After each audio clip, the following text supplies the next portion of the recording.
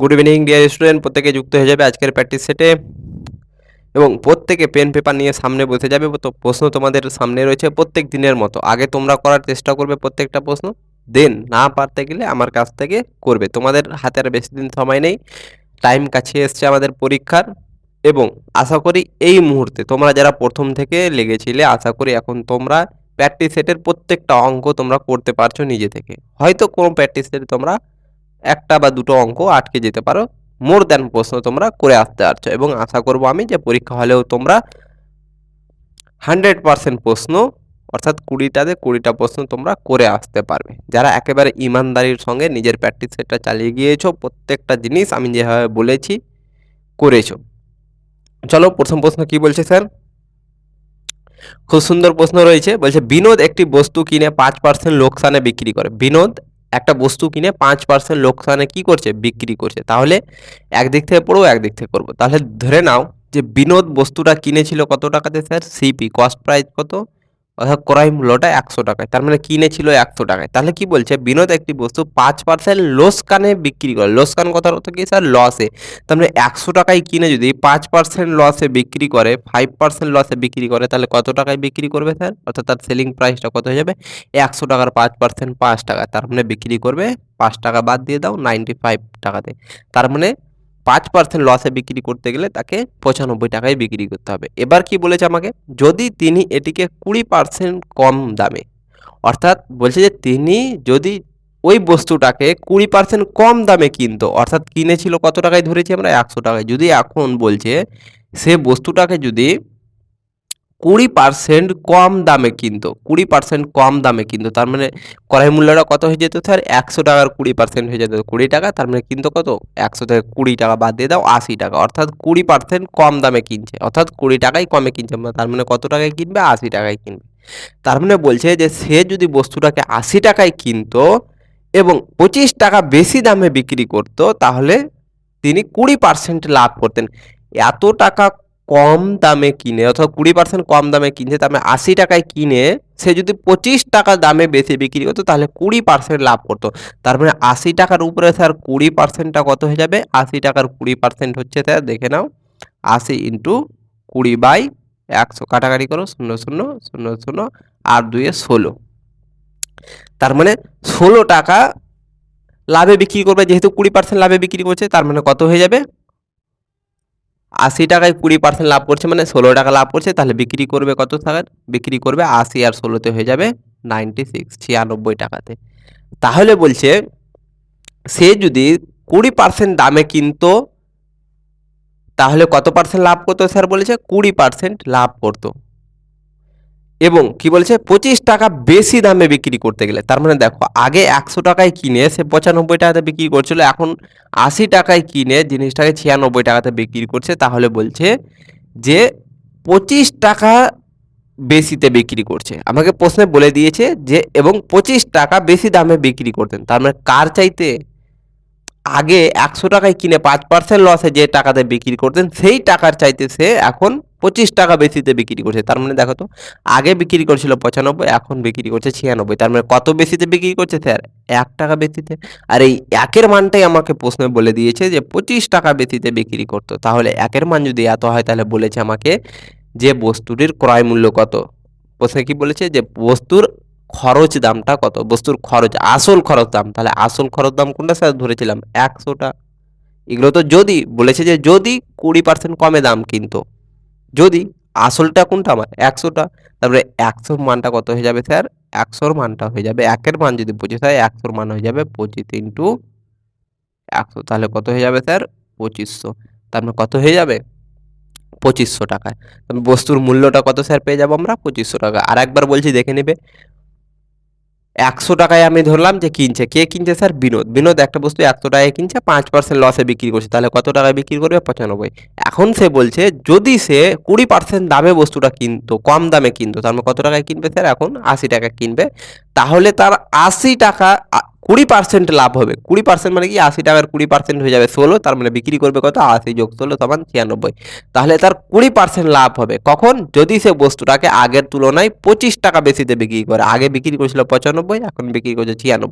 কত বেশিতে বিক্রি করছে স্যার? 1 ইউনিট। তার মানে 1 ইউনিটের মানটাই আমাকে বলে দিয়েছে যে 25 টাকা বেশিতে বিক্রি করতো। তার মানে 1 এর মান যদি 25 হয় তাহলে বস্তুর আসল মূল্যটা কত ছিল? 100। তার মানে 100 মূল্যটা কত হয়ে যাবে স্যার? 25 × 100 সমান হয়ে যাবে 2500 টাকা।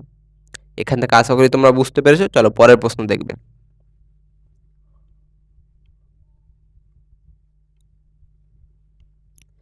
আজকে তোমাদের জন্য একটা লাইন বলবো, খুব ছোট্ট একটা লাইন, কিন্তু লাইনের মধ্যে অনেক কিছু লুকিয়ে আছে, অনেক বিশাল বড় একটা কথা লুকিয়ে আছে। ভালো করে একটু শুনবে।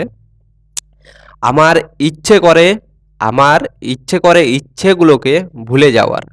আমার ইচ্ছে করে ইচ্ছেগুলোকে ভুলে যাওয়ার, কিন্তু হাজার চেষ্টার পরেও ভুলতে পারি না, কারণ সেটাও ইচ্ছে আমার। কথা দ্বারা কি বুঝতে পারলেন? আমার ইচ্ছে করে ইচ্ছেগুলোকে ভুলে যাওয়ার, কিন্তু হাজার চেষ্টার পরেও ভুলতে পারি না, কারণ সেটাও ইচ্ছে আমার। একটা ছেলে রয়েছে, সে তার ইচ্ছেগুলোকে ভুলে যাওয়ার চেষ্টা করছে। তার ইচ্ছে করছে যে আমি আমার ইচ্ছেগুলোকে, সমস্ত যা ইচ্ছে আছে, কোনো জায়গায় ঘুরতে যাওয়ার, আর কিছু একটা ইচ্ছে ছিল, সেই ইচ্ছেগুলোকে সে ভুলে যাওয়ার ইচ্ছে করছে তার। তারপরেও সে ভুলতে পারছে না, কারণ সেটাও তার ইচ্ছের মধ্যেই আসছে। কথা দ্বারা অনেক বড় কিন্তু লাইন লুকিয়ে আছে কথার মধ্যে। আশা করি তোমরা ধরতে পারবে লাইনটা। বলে দিচ্ছি আমি যে আমরা মিডিল ক্লাস ফ্যামিলির স্যার স্টুডেন্ট যারা রয়েছি, আমরা এই পড়াশোনার মাঝখানে আমাদের অনেক কিছু করার চেষ্টা করে, বাইরে বন্ধু বান্ধবদেরকে দেখে আমাদের অনেক, একবারে ট্রু লাইন বলবো, কিন্তু বন্ধু বান্ধবদেরকে দেখে অনেক কিছু করার ইচ্ছে করে। এই এখানে ঘুরতে যাচ্ছে, সে কোথায় যাচ্ছে, আর কেউ কোথায় যাচ্ছে ঘুরতে, আমাদেরও ইচ্ছে করে কোথাও ঘুরতে যাওয়ার, মিডিল ক্লাস ফ্যামিলির ছেলেদের। কিন্তু পকেটের দিকে দেখে, পকেটের অবস্থা দেখে স্যার, সেই ইচ্ছেগুলো আর ইচ্ছে বলে থাকে না আমাদের। সেই ইচ্ছেগুলোকেও ভুলে যাওয়ার ইচ্ছে করে। সেই যে ইচ্ছেটা আমাদের মধ্যে জাগে যে আমিও একদিন ঘুরে আসি, সেই ইচ্ছেটাই আমাদের মধ্যে মরে যায়। তো স্যার সেই জন্য বলবো, একটু ভালো করে পড়াশুনো করে নাও, যারা মিডিল ক্লাস ফ্যামিলির ছেলে রয়েছ, স্টুডেন্ট রয়েছ, তাহলে দেখবে তুমি যে জিনিসটার জন্য অ্যাপ্লাই করেছো, যেই ভ্যাকেন্সিটার জন্য অ্যাপ্লাই করেছো, সেটারও একদিন কিন্তু রেজাল্ট বেরোবে, এবং সেখানে যদি তোমার রোল নম্বরটা থাকে, তাহলে স্যার সেদিন তোমার সমস্ত ইচ্ছেগুলো পূরণ হয়ে যাবে। সেদিন থেকে তোমার মাথার মধ্যে যে বোঝটা ছিল, সেই বোঝটা আর বোঝ মনে হবে না। 1 সেকেন্ডের মধ্যে তোমার পৃথিবী, তোমার দুনিয়া একেবারে বদলে যাবে। রেজাল্টের আগে একরকম ছিল, যত ফ্রাস্ট্রেশন, যত রকম চিন্তা ছিল, রেজাল্টের পরে কিছুই আর থাকবে না। সেই জন্য স্যার একটু পড়াশোনা একটু ভালো করে মনোযোগ সহকারে পড়ো। সিলেকশনটা হয়ে গেলে যা করার সব করতে পারবে। চলো, অনেক কিছু বললাম, পরের প্রশ্ন দেখবে কি বলছে। 5টি বিষয়ে মহেশ্বরের প্রাপ্ত গড় নম্বর হচ্ছে 62। 5টি বিষয়ে মহেশ্বর গড়ে কত করে পেয়েছে স্যার? 52 করে। আমি যদি স্যার তোমাকে বলি যে তুমি 5টা বিষয়ে, তুমি যে স্কুলে পরীক্ষা দিচ্ছ, সেই স্কুলের পরীক্ষাতে তুমি বাংলা, ইংরেজি, অঙ্ক, ইতিহাস, ভূগোল রয়েছে, তুমি প্রত্যেকটা বিষয়ে গড়ে 52 করে পেয়েছো, তার মানে কথার অর্থ কি স্যার? গড়ে 52, যদি প্রত্যেকটা বিষয় গড়ে 52 পাও, তাহলে টোটাল কত পেয়েছো স্যার? 52কে 5টা বিষয় দ্বারা গুণ করে দেবে। ঠিক সেম কেস এখানে করবো আমরা। বলছি যে মহেশ্বর প্রাপ্ত গড় নম্বর 62। 5টি বিষয়ে মহেশের প্রাপ্ত গড় নম্বর কত স্যার? 62। তাহলে 5টা বিষয়ের মোট নম্বর কত হয়ে যাবে? 5টা বিষয়কে গড় নম্বর দ্বারা গুণ করে দিব, তাহলে হয়ে যাবে 5 2 10 0, হাতে থাকলো কত স্যার? 1, 5 6 30 আর 31। তার মানে 310। তার মানে আমরা 5টা বিষয়ের মোট নম্বর পেয়ে গেলাম 310। এবার কি বলছে, তিনি ষষ্ঠ বিষয়ে অর্থাৎ 6 নম্বর বিষয়, এটি তো আমার 5টা বিষয় ছিল, 6 নম্বর বিষয়ে সে কত পাচ্ছে? 71 পাচ্ছে। তাহলে বলছে 6টি বিষয়ে মহেশ্বরের প্রাপ্ত গড় নম্বর কত? তার মানে গড় নম্বর বের করার আমরা সূত্র কি জানি স্যার? মোট নম্বর। 5টি বিষয়ের মোট নম্বর কত ছিল স্যার? 110 প্লাস 6 নম্বর বিষয়ের কত ছিল? 71, দুটোকে যোগ করব বাই কটা সাবজেক্ট রয়েছে স্যার? 6টা, আগে 5টা ছিল, এখন একটা বৃদ্ধি পেয়েছে, 6টা সাবজেক্ট হয়ে গেছে, তবে 6 দ্বারা ভাগ করে দেব। তাহলে কত হয়ে যাবে? 1, 8, 3/6। তাহলে কত হয়ে যাবে স্যার দেখে নাও। যদি আমরা ভাগ করে দিই তাহলে 6 6 36, 36 7 20 21, 3 6 18, 19 20, 5 6 30, 63.5%, 63.5% হয়ে যাবে স্যার আমাদের অ্যান্সার। তাহলে 63.5%, আচ্ছা 5% বলছি, 63.5 হয়ে গেল আমাদের কি গড়টা। ভাগ করে দিলে আমরা পেয়ে যাব 63.5। কিভাবে করলাম স্যার? 5টা বিষয়ের গড় নম্বর হচ্ছে 62, তাহলে 5টা বিষয়ের মোট নম্বর কত হবে? এত। 6 নম্বর বিষয়ের নম্বর বলেছে 71, তাহলে দুটোর যোগফল করে দেব বাই কটা সাবজেক্ট? 6টা, 6 দ্বারা ভাগ করে দেব, আমরা অ্যান্সার পেয়ে যাব। আজকে তোমাদের হয়তো একটু ক্লাসের লাইটটা একটু তোমাদের ডিস্টার্ব করবে হয়তো, লাইটের আজকে ইলেকট্রিসিটির প্রচুর প্রবলেম চলছে, একটু আজকে অ্যাডজাস্ট করে নেবে প্রত্যেকে। কি বলছে 3 নম্বর প্রশ্ন দেখো, 14 জন ব্যক্তি একটি কাজের 5/12 অংশ 18 দিনে করতে পারে। তারপরে বলেছে প্রতিদিন 7 ঘন্টা করে কাজ করে। প্রত্যেক দিন 7 ঘন্টা করে যদি কাজ করে তাহলে 24 জন ব্যক্তি কত দিনে কাজটা করতে পারবে? কাজের 5/12 অর্থাৎ 12 ভাগের 5/12 মানে কি স্যার? 5/12 মানে হচ্ছে টোটাল কাজ হচ্ছে আমার 12 অংশ, মোট কাজ হচ্ছে 12 অংশ, তার মধ্যে 5 অংশ করতে পারছে কত দিনে? আমার 14 জন ব্যক্তি 18 দিনে এই 5 অংশ কাজ করতে পারবে যদি প্রত্যেক দিন 7 ঘন্টা করে কাজ করে। তাহলে বলেছে 21 জন ব্যক্তি দৈনিক কত ঘন্টা কাজ করলে 15 দিনে বাকি কাজ সম্পন্ন করতে পারবে? বাকি কাজে বলতে কত স্যার? 12-র মধ্যে তো 5 করে নিয়েছে, তাহলে বাকি থাকবে কত? 12 টোটাল কাজ ছিল, 5 হয়ে গেছে, তার মানে 12 থেকে 5 বাদ দিয়ে দাও, তাহলে কত হয়ে যাবে? 7। না এই 7 অংশ বাকি কাজটা কত দিনে করতে পারবে? তাহলে সূত্র কি বলেছিলাম স্যার? একটা ইম্পর্টেন্ট প্রশ্ন কিন্তু সূত্র লিখেছিলাম কি? M1 into D1 into H1 by W1 equal to M2 into D2 into H2 by W2। M1 কি স্যার? প্রথমে দেখো কাজের 5 অংশ সম্পন্ন করছে, প্রথমে কি বলেছে? 14 জন ব্যক্তি, তাহলে ব্যক্তির সংখ্যা কত স্যার? 14। তারপর এম মানে কি? ম্যান কতজন ব্যক্তি? 14 জন ব্যক্তি, ইন্টু ডি কত দিনে স্যার করবে? স্যার বলেছে 18 দিনে সম্পন্ন করবে। ডি মানে কি? ডে অর্থাৎ দিন, কত দিনে? 18 দিনে সম্পন্ন করবে, ইন্টু H1 অর্থাৎ এইচ মানে কি? ঘন্টা, আওয়ার, কত ঘন্টা করে কাজ করছে স্যার? 7 ঘন্টা করে কাজ করলে W1 মানে কত অংশ কাজ করবে? W মানে ওয়ার্ক, দেখো 5/12 অর্থাৎ 12 ভাগের মধ্যে 5 ভাগ করবে, 5 ভাগ কাজ করবে, সমান M2 আমাকে কি বলেছে স্যার? 21 জন ব্যক্তি, কতজন? 21 জন ব্যক্তি, ইন্টু D2 কি বলেছে স্যার আমাকে? 15 দিনে কাজটা সম্পন্ন করতে হবে, তাহলে 15 দিন, তাহলে বলছে বাকি অংশ কাজ করার জন্য যদি 15 দিনে 21 জন ব্যক্তি বাকি কাজটা করতে চায় তাহলে প্রত্যেক দিন কত করে ঘন্টা কাজ করতে হবে? তার মানে H2 মানটা দেওয়া নেই, আমাদেরকে বার করতে হবে। W2টা কি হয়ে যাবে স্যার? ওয়ার্ক, কাজটা 12-র মধ্যে 5 হয়ে গিয়েছিল, তাহলে বাকি রয়েছে কত? 12-র মধ্যে 5 বাদ দিয়ে দাও 7, তার মানে 7 অংশ বাকি রয়েছে। তাহলে এই 7 অংশ কাজটা কত ঘন্টা করে তাদেরকে করতে হবে? এখান থেকে দেখো 7 দ্বারা 3 7 21, 3 দ্বারা 3 6 18, 3 দ্বারা 3 2 6, 3 5 15। তাহলে দেখো এখানে 5 আর এখানে 5, এটা আমরা কি জানি? কোনাকুনি গুণ হয়, কোনাকুনি গুণ করে দাও, 5 5 25 আর H2 25 H2 ইকুয়াল টু কত হয়ে যাবে?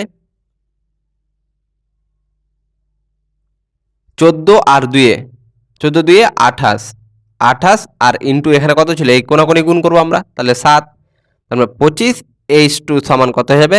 7 8 56, 6 হাতে থাকলো কত স্যার? 5, 7 2 14 আর 5 19, তাহলে এই 25 H2 সমান পেয়ে গেলাম কত? 196। তার মানে H2-র ভ্যালুটা কত হয়ে যাবে স্যার?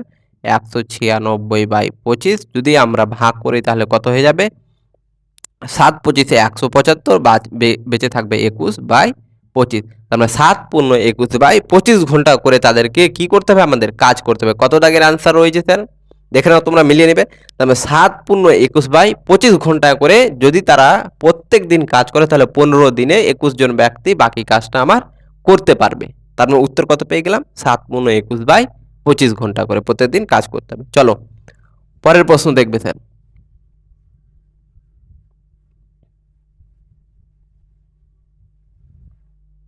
কি বলেছে?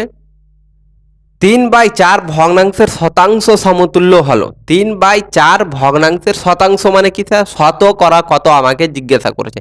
তার মানে 3/4 শতকরাই কত স্যার? শতকরাই বের করতে গেলে আমরা 100% দ্বারা গুণ করে দিব। তার মানে 100% দ্বারা গুণ করে দাও, কাটাকাটি করো, 4 পঁচিশে 100, 3 পঁচিশে 75% হয়ে গেল আমাদের অ্যান্সার। তার মানে কত হয়ে যাবে স্যার? 75%। একেবারে সহজ অংশ বলে দিয়েছে। 3/4 ভগ্নাংশের শতাংশ সমতুল্য হলো, অর্থাৎ কি 3/4 ভগ্নাংশের শতকরাটা কত আমাদেরকে জিজ্ঞাসা করেছে। তাহলে শতকরা বের করার জন্য আমরা 100% দ্বারা গুণ করি। 100% দ্বারা গুণ করলে কাটাকাটি করে আমরা পেয়ে যাবো 75% will be the correct answer. চলো নেক্সট প্রশ্নটা দেখবে, প্রত্যেকে করার চেষ্টা করবে। চলো কি বলছে আমার তাহলে প্রশ্ন, প্রত্যেকে পড়বে প্রশ্ন। বলছে 625 মিটার একটি বৃত্তাকার দৌড়ে, 625 মিটারের একটা বৃত্তাকার মাঠ রয়েছে, এই টাইপের একটা 625 মিটার লম্বা একটা মাঠ রয়েছে। বলছে যে এক্স এবং ওয়াই একই বিন্দু থেকে একই সময়ে যথাক্রমে 36 কিমি পার ঘন্টা এবং 54 কিমি পার ঘন্টা বেগে শুরু হয়। উল্টো পথে ছুটতে থাকলে ট্রাকে প্রথম কবে আবার দেখা হবে? তারা একই দিকে ছুটতে শুরু করছে, কত কিমি পার ঘন্টা গতিবেগে? 36 কিমি পার ঘন্টা গতিবেগে এবং 54 কিমি পার ঘন্টা বেগে। তাহলে বলছে যে উল্টো পথে ছুটতে থাকলে ট্রাকে প্রথম তারা কবে, তারা যদি উল্টো দিকে, একজন এদিক দিয়ে দৌড়ছে আর একজন এদিকে মুখ করে যদি দৌড়ে, তাহলে তারা কোনো একটা জায়গাতে তারা আবার দেখা হবে দুজনের, তাহলে সেই জায়গাটা কতক্ষণ পরে তারা দেখা করবে জিজ্ঞাসা করেছে। তাহলে দেখো আমরা কি করে দেবো স্যার, ডিস্টেন্স কত কথা বলেছে স্যার? 625 মিটারের কথা বলেছে ডিস্টেন্স আমাদেরকে। আর তাদের গতিবেগটা কত বলেছে স্যার? তাদের গতিবেগটা বলেছে 36 কিমি পার ঘন্টা আর 54। তাহলে মোট ডিস্টেন্সকে যদি আমরা তাদের স্পিডের যোগফল দ্বারা ভাগ করে দিই, তাহলে আমরা টাইমটা পেয়ে যাব। তাহলে টাইমটা আমরা বেসিক্যালি কি জানি, speed equal to distance by time. তাহলে টাইম সমান কি হয়ে যাবে স্যার? Distance by speed. তবে তারা কখন মিলিত হবে সেটা পেয়ে যাব, টাইমটা পেয়ে যাব যে কতক্ষণ পরে তারা মিলিত হবে, আমাদেরকে এটাই তো জিজ্ঞাসা করেছে। তাহলে স্পিডটা দেখো, ডিস্টেন্সটা কিসে রয়েছে স্যার? একক মিটারে, আর স্পিডগুলো কিসে রয়েছে? কিমি পার ঘন্টাতে। তাহলে আমাকে হয় দৈর্ঘ্যটাকে কিলোমিটারে প্রকাশ করতে হবে, না হয় ঘন্টাটাকে আমাকে মিটার পার সেকেন্ডে পরিণত করতে হবে। তাহলে ঘন্টাটাকে আমরা মিটার পার সেকেন্ডে পরিণত করে দেবো। তাহলে টোটাল কত ছিল স্যার? 36 ঘন্টা প্লাস 54 ঘন্টা। আমি কি বললাম যে স্পিডটা তাদের স্পিডের যোগফলটা দ্বারা ভাগ করতে হবে, তাহলে তাদের স্পিডের যোগফল কত হয়ে যাবে স্যার? 100 কিমি পার ঘন্টা। আর 100 কিমি পার ঘন্টাকে যদি আমি মিটার পার সেকেন্ডে প্রকাশ করি, তাহলে কি বলেছিলাম, কিলোমিটার থেকে যখনই মিটার পার সেকেন্ডে যাব তখন হয়ে যাবে আমার 5/18 দ্বারা ভাগ গুণ, 5/18 দ্বারা, আচ্ছা 90 হবে এটা, সরি, তাহলে 5×18=90, তাহলে হয়ে গেল 25 মিটার পার সেকেন্ড। তাহলে 25 মিটার পার সেকেন্ড দ্বারা ভাগ করে দাও, তাহলে কত হয়ে যাবে? 25, 25 সেকেন্ড পর। তাহলে তাদের আবার কখন দেখা হবে স্যার? উল্টো পথে যদি ছুটতে শুরু করে, তাহলে তারা 25 সেকেন্ড পরে একই জায়গাতে গিয়ে আবার মিলিত হবে। আশা করি বুঝতে পেরেছ। চলো পরের প্রশ্ন দেখবে প্রত্যেকে।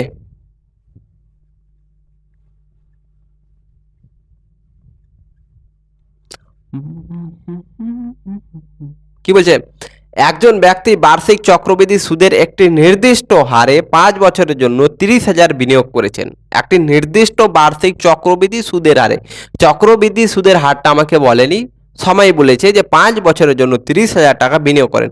1 বছর শেষে যদি যোগফলের পরিমাণ, অর্থাৎ যোগফলের পরিমাণ বলতে কি স্যার, 1 বছর শেষে সুদে আসলে যেটা পাচ্ছে, অর্থাৎ অ্যামাউন্টটা বলে দিয়েছে আমাকে 34,200 হয়, তাহলে দ্বিতীয় বছর শেষে পরিমাণটি খুঁজুন। অর্থাৎ দ্বিতীয় বছর শেষে কত টাকা হবে সেটা জিজ্ঞাসা করে। তার মানে দেখো 30,000 টাকা ইনভেস্ট করছে, 1 বছর পরে কত টাকা পাচ্ছে স্যার? প্রথম বছর শেষে পাচ্ছে 34,200 টাকা, ঠিক তো? 34,200 বলেছে আমাকে, 34,200। তাহলে 30,000 টাকা 1 বছর পরে কত হয়ে যাচ্ছে? 34,200 টাকা। তার মানে সুদ কত পাচ্ছে স্যার? এটা যদি মূলধন হয় আর এটা আমার কি অ্যামাউন্ট, অর্থাৎ সুদে আসলে, সুদে আসল থেকে যদি আমরা মূলধনটা বাদ দিয়ে দিই, তাহলে সুদটা পেয়ে যাবো 1 বছরের। তাহলে বাদ দিয়ে দাও, তার মানে ইন্টারেস্ট অর্থাৎ সুদ কত হয়ে যাবে স্যার? সুদটা দেখো, অ্যামাউন্ট থেকে সুদে আসল থেকে যদি সুদটা বাদ দিয়ে দিই, তাহলে 34,200 থেকে 30,000 বাদ দিলে কত থাকবে স্যার? 4,200। তার মানে 4200 হয়ে যাবে আমাদের কি সুদটা।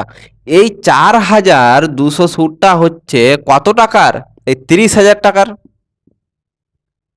30,000 টাকার সুদ যদি 4200 হয় তাহলে 100তে কত পার্সেন্ট? তার মানে দেখো দুইটা দুইটা চারটা, নিচে চারটা কেটে দাও, তাহলে 3 একে 3, 3 4 12, তার মানে 14%। সুদের হারটা পেয়ে যাব আমরা 14%। কিভাবে স্যার? সুদটা পেয়ে গেলাম, সুদে আসল 1 বছরের সুদে আসল থেকে আমরা প্রথম বছরের মূলধনটা বাদ দিয়ে দেবো, মূলধনটা বাদ দিয়ে দিয়ে পেয়ে যাবো সুদ। আর সুদটা যখন পেয়ে গেলাম তাহলে মূলধন তো জানি আমরা, তাহলে 30,000 টাকা যদি আমার 1 বছর পর সুদ 4200 টাকা হয়, তাহলে 100%-এ কত? তার মানে 100% দ্বারা গুণ করে দিলে পেয়ে যাবো 14%, আর যেটা পাবো সেটাই হয়ে যাবে। আর ইন্টারেস্ট রেট অর্থাৎ সুদের হার, চক্রবৃদ্ধি সুদের হার পেয়ে গেলাম 14%। তাহলে আমাকে কি বলেছে? 1 বছর শেষে এত হয়, তাহলে দ্বিতীয় বছর শেষের পরিমাণটি খুঁজুন। তাহলে চক্রবৃদ্ধি সুদের ক্ষেত্রে দ্বিতীয় বছরের শেষে যে টাকাটা পাবো সেটা কোন টাকার সুদ হবে স্যার? সবসময় মনে রাখবে, চক্রবৃদ্ধি সুদের ক্ষেত্রে দেখো প্রথম বছরে যে টাকাটা লাগাবে সেই টাকাটা দ্বিতীয় বছরে গিয়ে এটা হয়ে যাবে আমার মূলধন। এই টাকার উপরে এবার আমি দ্বিতীয় বছরের সুদ বের করব। তার মানে 34,200 টাকার উপরে আমি দ্বিতীয় বছর শেষের সুদে আসলে বের করব। তার মানে 34,200 টাকা 14% মানে কি স্যার আমরা জানি? 14% মানে জানি আমরা, 14% মানে হচ্ছে 14/100, অর্থাৎ 100 টাকাতে 1 বছর, 100 টাকা 1 বছর পর কত হয়ে যাবে? 14 টাকা বৃদ্ধি পাবে 14 টাকা। তাহলে হয়ে যাবে কত স্যার? 100 টাকা যদি 1 বছর পরে বৃদ্ধি পেয়ে 14 টাকা হয়, তাহলে টোটাল কত হয়ে যাবে স্যার? 114 টাকা হয়ে যাবে। তার মানে 1 বছরে হচ্ছে 114 টাকা। কতর মধ্যে? 100-র মধ্যে। তাহলে 34,200-র মধ্যে কত হয়ে যাবে? যেহেতু দেখো দ্বিতীয় বছর শেষের কথা বলেছে, মানে কি দ্বিতীয় বছরে আমরা মূলধনটা নিলাম, এখান থেকে দ্বিতীয় বছর থেকে দ্বিতীয় বছরের শেষে, তার মানে সময় পিরিয়ড কত কথা বলেছে? 1 বছর, সেজন্য একবারই আমরা গুণ করে দেবো। তাহলে দেখো 2 শূন্য 2 শূন্য কাটলো, এবার থাকলো কত? 3,000, 3 4 2 ইন্টু 1 1 4। তাহলে আমার যদি এটা ক্যালকুলেশন করতে যাই তাহলে অনেক বড় হয়ে যাবে। তাহলে ক্যালকুলেশন কীভাবে করবো এটাও দেখে না। 3 4 2 বাই 1 1 4 এভাবে ক্যালকুলেশন করবে। তাহলে দেখো 4 2 8 হবে। এবার তার মানে 8 যেটা পাবো আমি সেটা কি হবে? সব শেষে হবে, সংখ্যাটার সব শেষে 8 থাকবে। অপশন থেকে এবার আমরা অ্যান্সার পিক করব। দেখো তো 8 রয়েছে এমন কয়টা অপশন রয়েছে আমার? 8 শেষে, একবারে সব শেষে, সংখ্যার সব শেষে 8 রয়েছে এমন কয়টা অপশন রয়েছে? একমাত্র একটাই, বি দাগের অপশন রয়েছে 8। 8 শেষে রয়েছে এমন আর কোনো জায়গায় কোনো অপশনে নেই। তার মানে আমাদের সেটাই বি দাগের অ্যান্সারটাই হয়ে যাবে আমাদের কারেক্ট অ্যান্সার। তার মানে বি দাগের অ্যান্সার স্যার কত বলছে? 38,988 টাকা। তার মানে দ্বিতীয় বছর শেষে সুদে আসলে কত হয়ে যাবে স্যার? 38,988 টাকা। এইভাবে তোমরা কিন্তু অপশন থেকেও পিক করতে পারবে অ্যান্সার। তাহলে আশা করি বুঝে গেছো। এখান থেকে আগে আমরা সুদের হারটা বের করে নিলাম, এবার সুদের হার পেয়ে গেলাম 14%। 14% মানে হচ্ছে 14/100, অর্থাৎ 100 টাকার সুদ 1 বছরে 114 টাকা। তাহলে সুদে আসলে কত হয়ে যাবে? 100 প্লাস 14, 114 টাকা। কতর মধ্যে হচ্ছে? 100-র মধ্যে 114 টাকা হয়ে যাচ্ছে কত? 1 বছরে। তাহলে 34,200 টাকা 1 বছর শেষে কত হয়ে যাবে আমার? 114/100 করে দিলে আমরা পেয়ে যাব অপশন বি। চলো পরের প্রশ্ন দেখবে।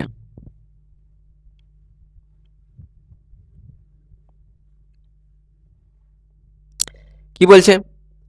1560 এবং 2040-কে সঠিক ভাগে ভাগ করতে পারে এবং সর্বশ্রেষ্ঠ সংখ্যা হলো এক্স। অর্থাৎ এক্স দ্বারা যদি আমি ভাগ করি তাহলে 240 এবং 1560-কে একেবারে সঠিকভাবে ভাগ করতে পারবো। সঠিকভাবে করার মানে কি? যে কোনো রকম ভাগশেষ থাকবে না। তাহলে বলছে যে 121 মাইনাস এক্স এর ভ্যালুটা কত? তার মানে স্যার দেখো তো আমাকে দুটো সংখ্যা দিয়েছে। কটা? দুটো। একটা দিয়েছে 1560 আর একটা দিয়েছে কত স্যার আমার? 2040। তাহলে বলছে এই দুটো সংখ্যাকে ভাগ করতে পারে এমন বৃহত্তম সংখ্যা, সর্বশ্রেষ্ঠ সংখ্যা। সর্বশ্রেষ্ঠ মানে কি স্যার? বৃহত্তম সংখ্যাটা হচ্ছে এক্স। আর বৃহত্তম সংখ্যা বের করার নিয়ম কি জানি আমরা? সংখ্যা দুটোর করে দিব গসাগু। তাহলে সংখ্যা দুটোর গসাগু করে দাও তো স্যার। করলে কত হবে? 10 দ্বারা যদি করি 156,204, 2 দ্বারা যদি করি 7 2 14, 8 2 16, 2 1 0 2, 2 দ্বারা যদি করি 3 9, এদিকে যদি করি 5 1 3 দ্বারা আবার 3 1 3 3 3 9 3 1 3 3 7 21, তাহলে কত আর যায় না। তারপরে গসাগু কি হয় স্যার? গসাগু হচ্ছে এই পারের সংখ্যাটির গুণফল। আচ্ছা এটা না, তাহলে 10 2 20, 20 2 40 আর 3 40 120। তার মানে আমরা এক্স সর্ববৃহত্তম সংখ্যাটা কি পেলাম? 120। আর আমাকে প্রশ্নে বলেছিল এক্স, তার মানে এক্স এর ভ্যালুটা পেয়ে গেলাম আমরা কত স্যার? 120। তাহলে বলেছে যে 121 মাইনাস এক্স এর ভ্যালুটা কত হবে? তাহলে 121 মাইনাস এক্স কত আছে স্যার? 120। তাহলে 120 বাদ দিয়ে দেবো, পেয়ে যাবো আমরা 1। তার মানে কত পেয়ে গেলাম? 1 স্যার। আমাকে বলেছে 1560 এবং 2040কে ভাগ করতে পারে এমন সর্ববৃহত্তম সংখ্যা হচ্ছে এক্স। তার মানে আগে আমরা বের করব যে সর্ববৃহত্তম সংখ্যাটা কি। সর্ববৃহত্তম সংখ্যা বের করার নিয়ম হচ্ছে সংখ্যা দুটোর গসাগু। গসাগু পেলাম আমরা 120। তার মানে আমরা এক্স এর ভ্যালুটা পেয়ে গেলাম 120। এবার বলেছে যে 121 মাইনাস এক্স কত হবে? তাহলে 121 থেকে এক্স এর ভ্যালুটা আমরা বাদ দিয়ে দেবো, পেয়ে যাব 1। তাহলে আমাদের উত্তর কি হয়ে যাবে স্যার? 1। চলো, খুব সুন্দর প্রশ্ন ছিল। পরের প্রশ্ন দেখবে কি বলছে। 6 9 18 এর চতুর্থ সমানুপাত কত? একেবারে সহজ, আশা করি তোমাদেরকে করে দিতে হবে না, এটা বাচ্চাদের মতো প্রশ্ন রয়েছে। 6 8 আর 9 কত স্যার? 6 6 9 18, আচ্ছা সরি 6 9 আর কত স্যার? 18 এর চতুর্থ সমানুপাত কি হবে? তিনটা সংখ্যা দিয়ে দিয়েছে, বলছে 4 নম্বর পদটা অর্থাৎ চতুর্থ সমানুপাতটা কি হবে। তাহলে কি করে দিব? শেষের দুটো সংখ্যার গুণফল 9 18 বাই নিচে কি হয়ে যাবে স্যার? প্রথম সংখ্যা। প্রথম সংখ্যা কত রয়েছে? 6। তাহলে 6 দ্বারা কাটো, 3 6 18 3 9 হয়ে যাবে 27। 27 will be the correct answer. আশা করি এটা এক্সপ্লেন করতে হবে না কিভাবে হলো, একেবারে সহজ প্রশ্ন ছিল। চতুর্থ সমানুপাত কিভাবে বের করো? শেষের দুটো সংখ্যা গুণ করে উপরে, প্রথম সংখ্যাটা নিচে। চলো নেক্সট কোশ্চেন দেখবে। বলছে যদি একজন মানুষ পাহাড়ের পাদদেশে থেকে চূড়াই যাত্রা 6 কিমি পার ঘন্টা বেগে একটি পাহাড়ে আরোহণ করে, অর্থাৎ পাহাড়ের চূড়া থেকে পাহাড়ে উঠছে কত কিমি পার ঘন্টা গতিবেগে? 6 কিমি পার ঘন্টা গতিবেগে উঠছে। এটা যদি পাহাড় হয়, আমার পাহাড়ের চূড়া থেকে অর্থাৎ এখান থেকে 6 কিমি পার ঘন্টা গতিবেগে উঠছে, কত? 6 কিমি পার ঘন্টা গতিবেগে। আর নামার সময় কি বলছে স্যার? এবং আরোহণ করে এবং 10 কিমি পার ঘন্টা বেগে ফিরে আসে, অর্থাৎ উপর থেকে আবার নিচে যখন নামছে 10 কিমি পার ঘন্টা 10 কিমি পার ঘন্টা গতিবেগে নিচের দিকে নামছে। তাহলে বলছে আমাকে, তাহলে যাত্রার জন্য তার গড় গতিবেগটা কত? সম্পূর্ণ যাত্রায় গেল, গিয়ে আসলো, যে গতিবেগটাতে গেল এবং যে গতিবেগটাতে আসলো তার গড় গতিবেগটা কত হবে আমাদেরকে বের করতে বলেছে। তাহলে যখন এই টাইপের দেখবে যে যাচ্ছে, এখান থেকে এতটি দূরত্ব গেল, এত কিলোমিটার, আচ্ছা এখান থেকে উপরে উঠছে, উঠে নামছে, তার মানে কি সেম ডিস্টেন্স। পাহাড়ের পাদদেশ থেকে উপরে উঠছে, উঠে নামছে নিচে, তার মানে সেম ডিস্টেন্সের কথা বলছে, সমান দূরত্ব। এখান থেকে এটি চাপছে, আবার এখান থেকে এটি নামছে, তার মানে সমান দূরত্ব। দূরত্ব যখন সমান হবে তাহলে গড় গতিবেগ কীভাবে বের করবো স্যার? 2 ইন্টু করে দিব, যাচ্ছে কত স্পিডে? 6, নামছে কত? 10, আর নিচে করে দিব 6 যোগ 10, অর্থাৎ দুটো গতিবেগের যোগফল। তাহলে করে দাও, 2 ইন্টু 6 ইন্টু 10 বাই 6 আর 10 16। তাহলে 2 দ্বারা কাটবো আমরা, 2 দ্বারা 8, 2 দ্বারা 3, 2 দ্বারা 4, 2 দ্বারা 5, 2 দ্বারা 2, তাহলে 15 বাই হয়ে যাবে 2 সমান ভাগ করতে গেলে কত পেয়ে যাবো স্যার? 7.5 কিমি পার ঘন্টা বা কিমি পার আওয়ার। তারপরে তার গড় গতিবেগটা কত হয়ে যাবে স্যার? 7.5। তাহলে মনে রাখবে যখনই স্যার ডিস্টেন্স সেম বলবে, দূরত্ব একই জায়গা থেকে চাপছে এবং উপর থেকে নামছে, তার মানে সমান দূরত্ব, যাচ্ছে 6 নামছে 10, তার মানে যখনই এই টাইপের প্রশ্ন বলবে তখন কি করে দিব? গড় গতিবেগ বের করার সূত্র 2 ইন্টু যাচ্ছে কততে ইন্টু আসছে কততে করে দিব, নিচে কি হয়ে যাবে? যাচ্ছে যোগ আসছে, অর্থাৎ 6 আর 10 এর যোগফল, কাটাকাটি করবে অ্যান্সার পেয়ে যাবে। চলো নেক্সট কোশ্চেন দেখবে।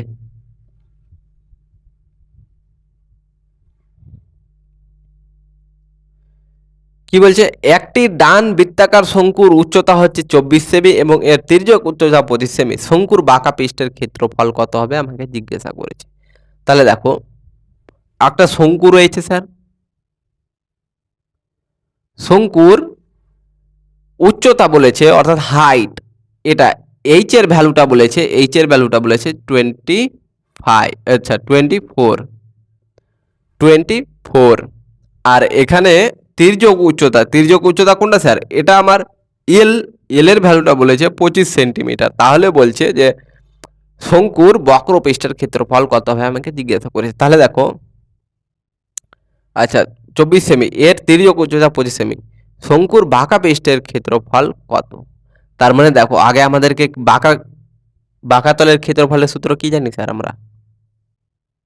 2 পাই আর এল, 2 পাই আর, আচ্ছা 2 পাই বলছি, পাই আর এল হবে। 2 পাই হতে পারে পরিধি 2 পাই আর এল, হ্যাঁ 2 পাই আর এল, এটাই তো জানি।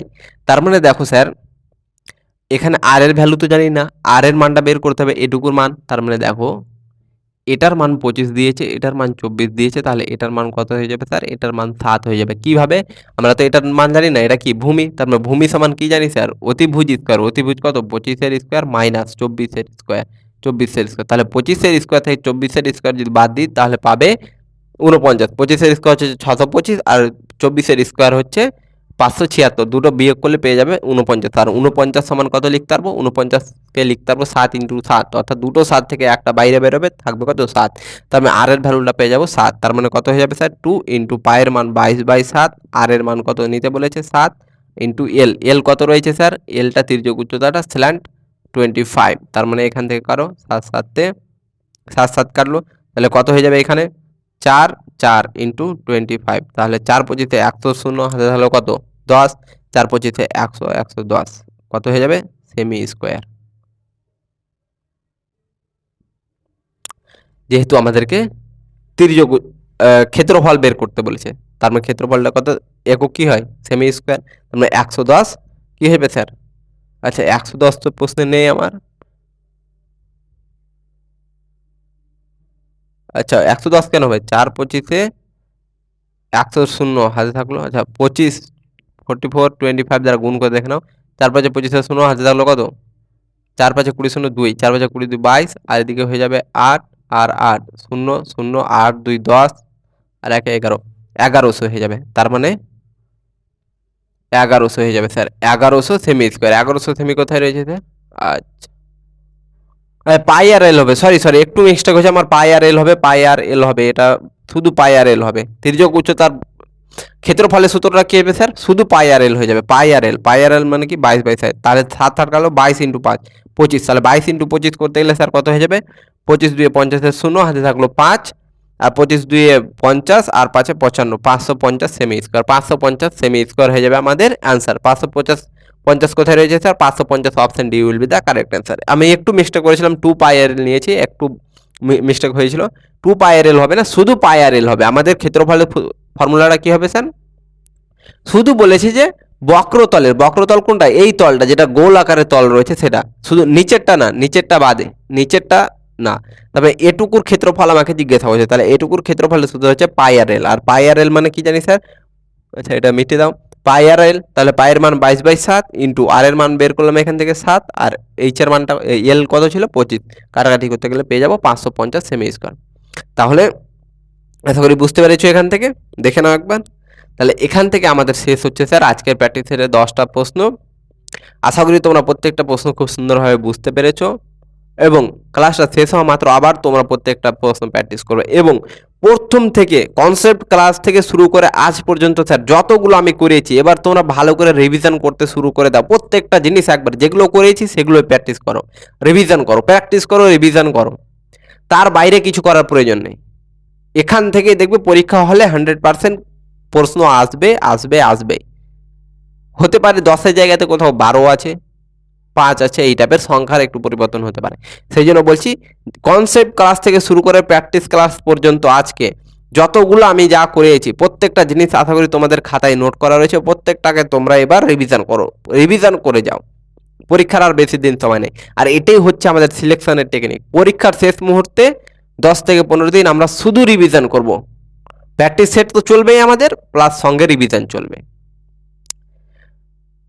আশা করি তোমার ক্লাসটা ভালো লেগেছে। ভালো লাগলে অবশ্যই তোমরা ক্লাসটাকে একবার শেয়ার করে দিবে এবং ক্লাসটাকে লাইক করে দিবে। তোমাদের সঙ্গে আবার দেখা হবে স্যার পরবর্তী ক্লাসে। ততক্ষণের জন্য সুস্থ থাকো, ভালো থাকো। জয় হিন্দ, জয় ভারত।